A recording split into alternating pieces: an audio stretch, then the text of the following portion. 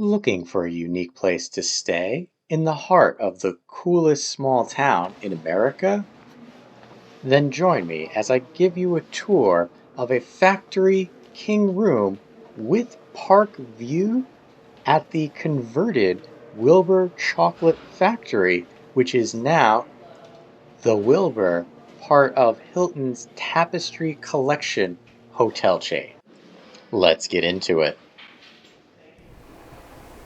After entering, over on the right, you have a nice full-length mirror. If we check out our door, just give you an idea, room 216 and its location. If we continue over here on the left, waving at the big mirror, there is a luggage stay, and here you can kind of see this portion of the room is actually tiled.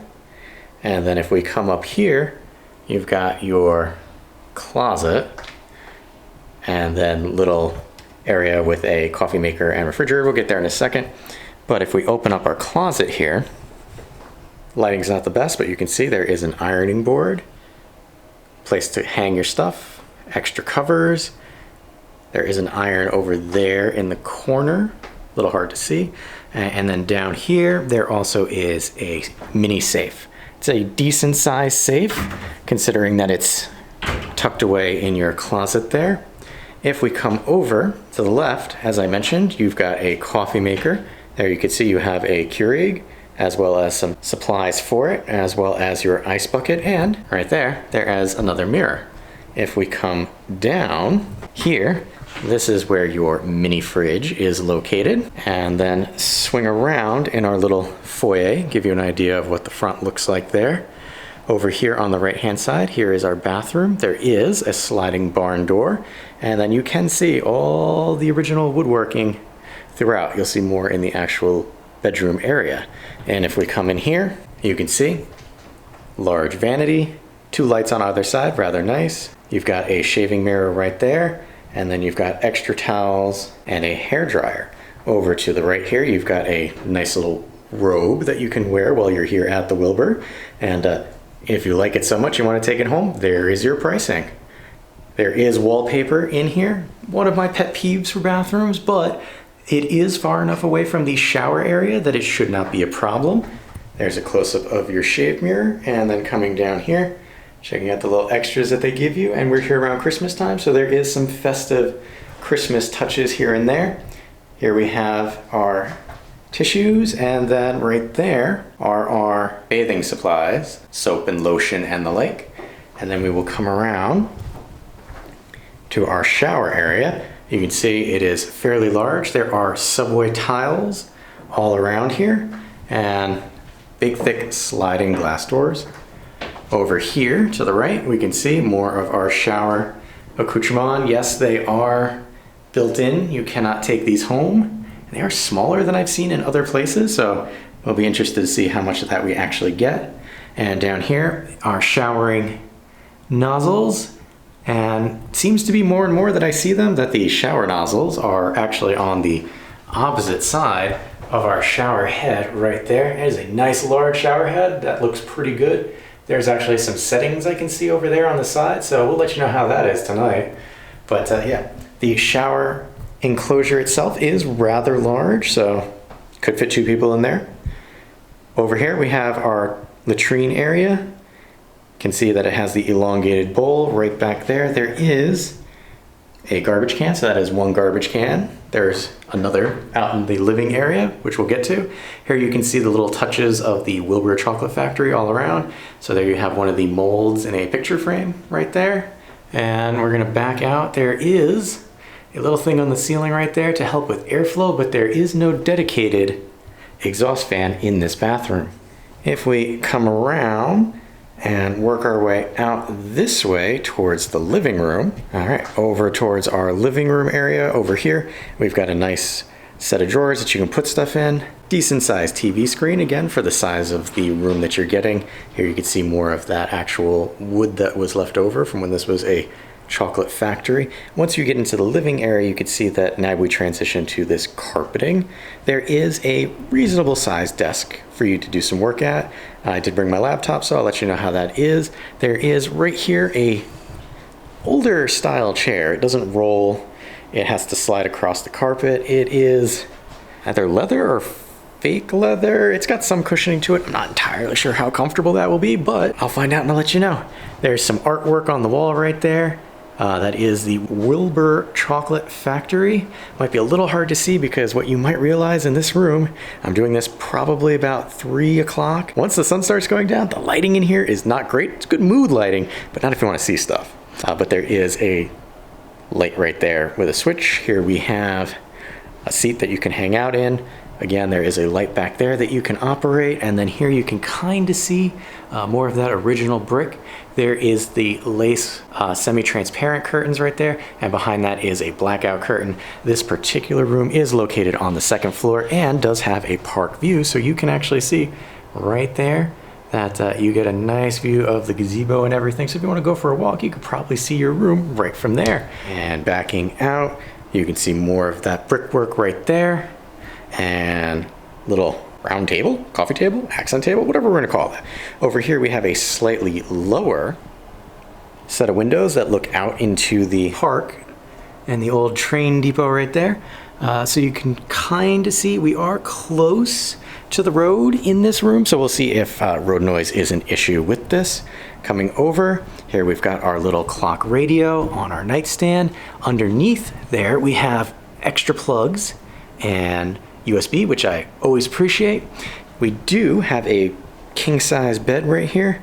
I'll let you know how that is after we stay here. We're doing a stopover and figured, hey, this was a hotel that we saw last time we were in the area, and it's a little pricier than we normally spend, so for one night, it was worth trying out. Here we have the other side. You do have lights on either side. Again, as you can see, they're not terribly bright.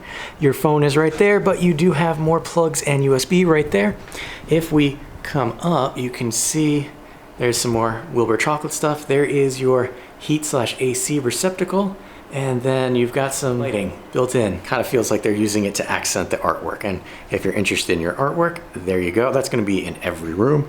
Over here, we actually have the thermostat. This is a touch-sensitive thermostat, and then here we have our light switch for over the bed area.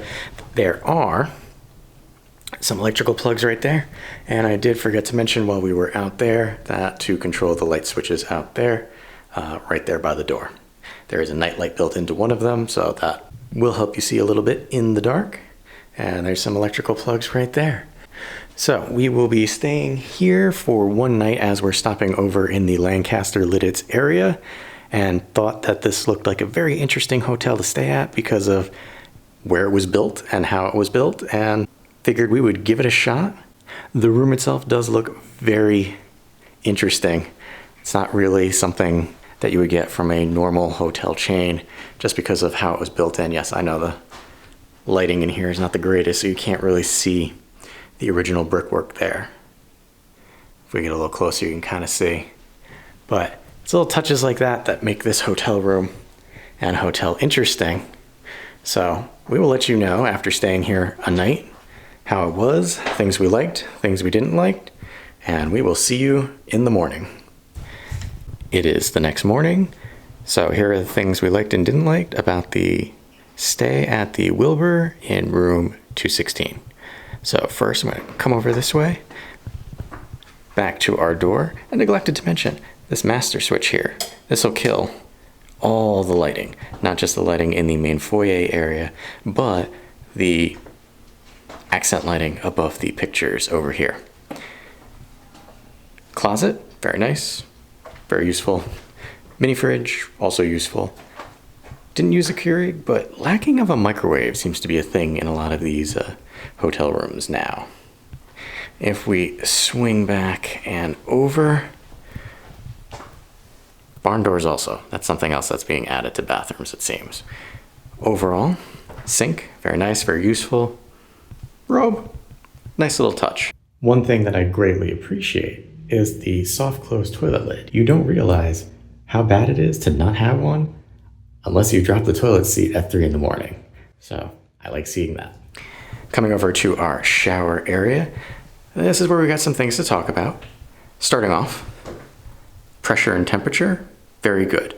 This super thick sliding door has this very thick piece of rubber gasket here to prevent leaking. And See if I can get it to do this. There you go. When you open the door, it makes a very loud noise as the squeegee's cleaning the shower door off. So you're not going to be sneaking a shower in the middle of the night. Coming over, handles here, like I said, were a little odd, but not terrible. Coming up here, the products that are used here, while they might be good, they have a very strong flowery fragrance, and if you are not used to that or do not like that, just be aware it is overpowering. I tried just a little dab of it, and you could smell it in the entire room. So for my wife and I, we're not used to that, so data point for you. Now if we come out to our living area right here, TV, good position. Desk, didn't really use it that much, did sit in that chair for a little bit. Yeah, not the greatest, could be padded a little better. You'll notice I have all the lights on again as I come to the window over here. See, very nice, you can people watch and duck watch. It's kind of raining right now. But these window frames, you can kind of feel a little draft coming from them, even though they are a double pane window. So if you're a little more sensitive to cold, or you're coming during a colder time of the year, just know, might feel a little bit of a draft. The blackout blinds themselves work really well. I do appreciate that. Just use that to throw stuff on. Now I do remember we talked about over here, the closeness to the main drag. So you can see just past the train station there, that's the main drag. So you will get cars and trucks and noise. So if you are sensitive to that, just be aware you might need to bring a white noise machine or something to the effects thereof.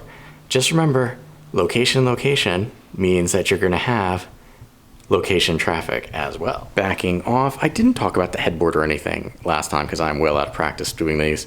Headboard was nice, it's cushioned. The bed itself is that Goldilocks for me and my wife. It's not too hard, not too soft. Probably leans a little more on the softer side. Coming over here, notice I have the accent lighting off for the wall there. Lighting in this room in general is just really bad. There's not enough of it. Even with the windows open and it being a dreary day out, you can't really get more than the ambience mood lighting that we have going on in here.